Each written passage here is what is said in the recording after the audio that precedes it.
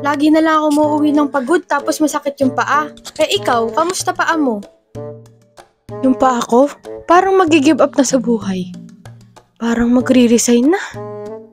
Ay, grabe. Hello? Hindi ko lang nahihirapan dito. Nahihirapan din ako, no? Ikaw ngayon magtayo dito araw-araw. Tapos ang bigat mo pa, hindi na nga itong project, pabigat ka pa. Kala mo madali buhay ko, no? Kung magbali tayo ng buhay. Ha? Pagod? Anong pagod? Di mo nga alam yung pagod. Ako tong naglalakad buong araw, standing walking, tapos may paalam ka pang late night walk. Tapos ikaw tong may ganang magreklamo? Ay, grabe. Ang lakas.